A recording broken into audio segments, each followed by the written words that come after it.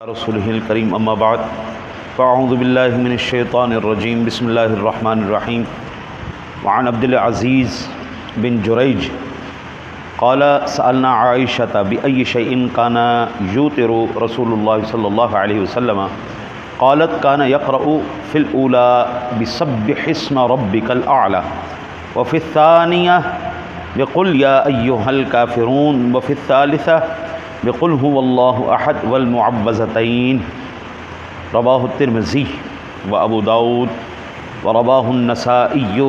عن عبد الرحمن بن أبزة ورواه أحمد عن أبي بن كعب والدارمي عن ابن عباس ولم يذكر والمعوذتين۔ حضرت عبدالعزیز ابن جریج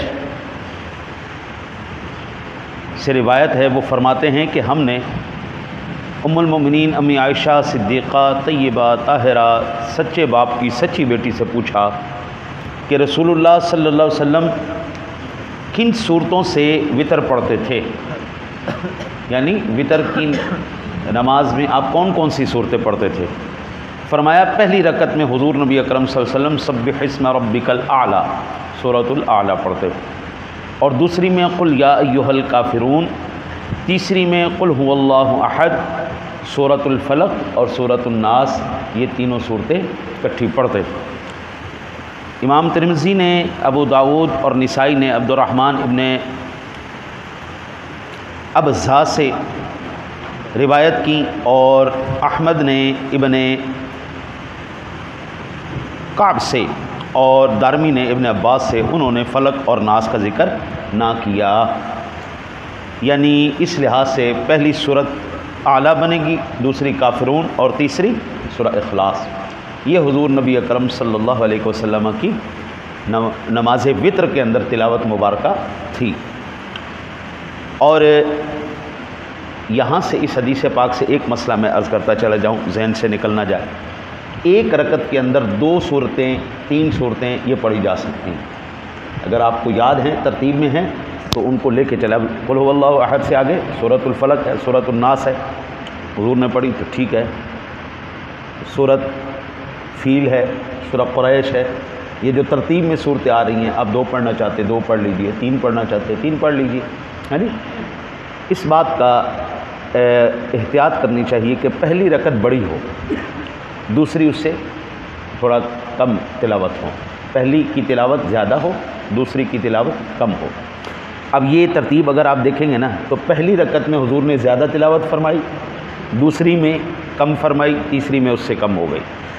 اگر ہم تینوں صورتوں کو لیں تو تیسری زیادہ ہو گئی، تو اس میں احتیاط یہ کرنی چاہیے کہ ترتیب زیادہ سے کم کم، یعنی ایک توازن رکعتوں کے اندر اور قرات کے اندر توازن ہونا چاہیے۔ کبھی اتفاقاً اگر بڑھ جائے تو کوئی ایسی حرج والی بات نہیں ہے، لیکن یہ ترتیب اگر رکھی جائے گی تو اس میں ہمیں زیادہ ثواب ملے گا۔ پھر اس کے بعد ام المؤمنین امی عائشہ صدیقہ رضی اللہ تعالیٰ عنہ سے امام حاکم نے بشرط مسلم بخاری یہ حدیث نقل کی ہے، جس کے آخر میں یہ ہے کہ آپ 3 رکعت بعد ہی سلام پھیرتے تھے، یعنی جس طرح ہم احناف پڑھتے ہیں 3 رکعتیں پڑھتے ہیں اور اس کے آخر میں سلام پھیرتے ہیں، تو ہمارا طریقہ وہی طریقہ ہے جو جناب رسالت مآب صلی اللہ علیہ وسلم کا طریقہ ہے۔ تو حضور 3 رکعتیں پڑھتے وطروں کی، یعنی اور ایک سلام کے ساتھ، 2 رکعتوں پہ سلام نہیں، تیسری رکعت پہ آ کے سلام۔ ٹھیک ہو گیا جی، اللہ آپ کی خیر کرے۔ پھر اس کے بعد امام نسائی نے حضرت ام المؤمنین امی عائشہ صدیقہ رضی اللہ تعالیٰ عنہ سے روایت کی، جس کے آخر میں ہے کہ حضور نبی اکرم صلی اللہ علیہ وسلم وطر کی 2 رکعتوں پر سلام نہیں پھیرتے تھے۔ امام طحاوی نے حضرت ابو العالیہ سے روایت کی کہ اصحاب رسول صلی اللہ علیہ وسلم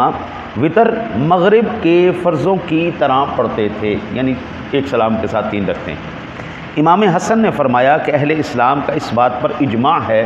کہ وطر 3 رکعت ہیں ایک سلام سے۔ ٹھیک ہو گیا جی، تو الحمدللہ ثم الحمدللہ حضور سے لے کے آج تک ہمارا وہی طریقہ ہے جو جناب رسالت مآب صلی اللہ علیہ وسلم کا طریقہ ہے۔ ہم اسی طریقے کے مطابق نماز پڑھتے آ رہے ہیں۔ ہم سے اگر کوئی پوچھے گا تو ہم اس کو یہ، جس طرح اب الحمدللہ ایک زمانے سے ہی ہو گیا، میں نماز کے ہی مسائل عرض کر رہا ہوں، ہاں جی، ایک وقت ہی گزر گیا ہے کہ نماز کے مسائل ہی لے کے چل رہے ہیں، نماز کے مسائل ہی چل رہے ہیں۔ ہم کوشش یہ کرتے ہیں کہ ایک تو ہمارے دلوں کو اطمینان ہو جائے کہ ہم الحمدللہ جو نماز پڑھ رہے ہیں وہ اللہ کے رسول نے اس طرح نماز پڑھی،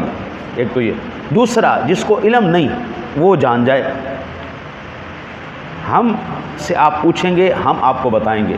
باقی اب تو بھائی صورتحال یہ ہے کہ کسی کے ساتھ نیکی کرنے جاؤ نا، وہ نیکی گلے پڑ جاتی ہے۔ کسی کو آپ بتانا چاہیں نا جی، تو وہ نیکی آج کل گلے پڑ جاتی ہے۔ اس لیے اب صرف ایک درس کی حد تک،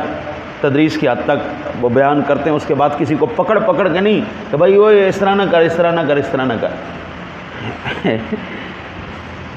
ہمارے ایک ساتھی، انہوں نے نا جی ایک ساتھی کو پکڑا، ان سے کہا کہ یار یہ آپ کا یہ طریقہ کار ٹھیک نہیں ہے، یہ غلط ہے۔ ایک دفعہ، دو دفعہ، تیسری دفعہ کہنے لگا تو میرا پیو لگ گئے، تو میں نے دسی جائے تو میرا پیو ہے، پر ٹھیک ہے میرا دل کرے گا میں مننا گا، نہیں کرے گا نہیں مننا گا، ٹھیک ہے جی۔ ہمیں ان سے سبق مل گیا، بجائے اس کے کہ مجھے کوئی کہے کہ تو پھڑ کے سانوں سکھانا ساڈا پیو لگ گئے،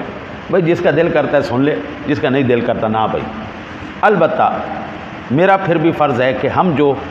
عبادات کرتے ہیں، نمازیں پڑھتے ہیں، نوافل پڑھتے ہیں، سنن پڑھتے ہیں، وتر پڑھتے ہیں، یہ واقعتاً وہی طریقہ کار ہے جو حضور کا تھا، یہ ہم دوسرے اور کسی راستے پہ چل پڑے۔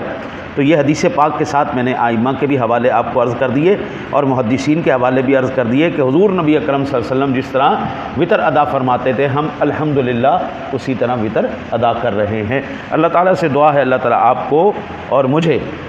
آپ جناب رسالت مآب صلی اللہ علیہ وسلم کے احکام پر عمل کرنے کی توفیق نصیب فرمائے۔ اللہم صلی علی سیدنا و مولانا